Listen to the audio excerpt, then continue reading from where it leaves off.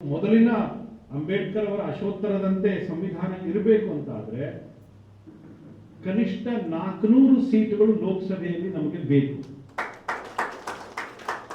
ನಮ್ಮ ದೇಶದಲ್ಲಿ ಸ್ವಾತಂತ್ರ್ಯ ಬಂದ ನಂತರದಲ್ಲಿ ಸಂವಿಧಾನದ ಮೇಲೆ ನಡೆದಿರೋ ಅತ್ಯಾಚಾರ ಏನಿದೆ, ಅಂಬೇಡ್ಕರ್ ಅವರು ಕೊಟ್ಟಿರುವಂತಹ ಸಂವಿಧಾನ ಇವತ್ತು ನಮ್ಮ ದೇಶದಲ್ಲಿ ಇಲ್ಲ.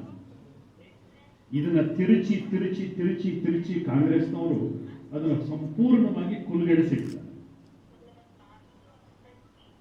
ಏನೆಲ್ಲ ಅವಾಂತರಗಳನ್ನು ಮಾಡಬೇಕಿತ್ತೋ ಅದೆಲ್ಲ ಅವಾಂತರಗಳನ್ನ ಸಂವಿಧಾನದ ಮೇಲೆ ಕಾಂಗ್ರೆಸ್ನವರು ಮಾಡಿದ್ದಾರೆ. ಇದೆಲ್ಲದನ್ನು ಸಂಪೂರ್ಣವಾಗಿ ಸರಿ ಮಾಡಬೇಕು ಅಂತ ಆದ್ರೆ ನಮ್ಗೆ ಇವತ್ತಿನ ಬಹುಮತ ಸಾಕಾಗುತ್ತಿಲ್ಲ.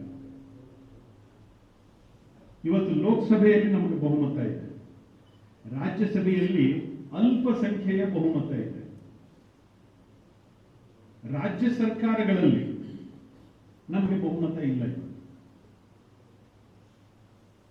ರಾಜ್ಯ ಸರ್ಕಾರಗಳಲ್ಲಿಯೂ ಕೂಡ 2/3 ಮೆಜಾರಿಟಿ ಬೇಕು, ಲೋಕಸಭೆಯಲ್ಲಿಯೂ ಕೂಡ 2/3 ಮೆಜಾರಿಟಿ ಬೇಕು, ರಾಜ್ಯಸಭೆಯಲ್ಲಿಯೂ ಕೂಡ 2/3 ಮೆಜಾರಿಟಿ ಬೇಕು. ತುಂಬಾ ಜನರಿಗೆ ಈ ಕ್ಯಾಲ್ಕುಲೇಷನ್ ಗೊತ್ತಿಲ್ಲ.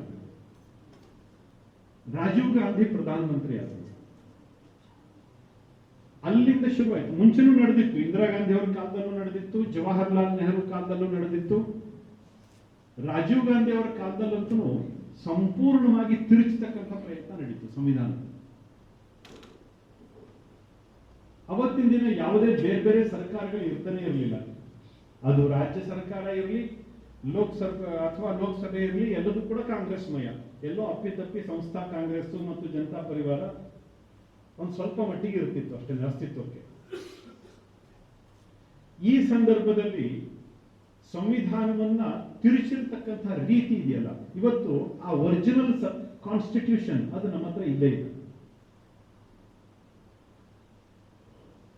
ಅದು ಎಲ್ಲದೂ ಕೂಡ ಆಮೂಲಾಗ್ರವಾಗಿ ಬದಲಾವಣೆ ಆಗಬೇಕು. ಮೊದಲಿನ ಅಂಬೇಡ್ಕರ್ ಅವರ ಅಶೋತ್ತರದಂತೆ ಸಂವಿಧಾನ ಇರಬೇಕು ಅಂತ ಆದ್ರೆ ಕನಿಷ್ಠ 400 ಸೀಟುಗಳು ಲೋಕಸಭೆಯಲ್ಲಿ ನಮಗೆ ಬೇಕು.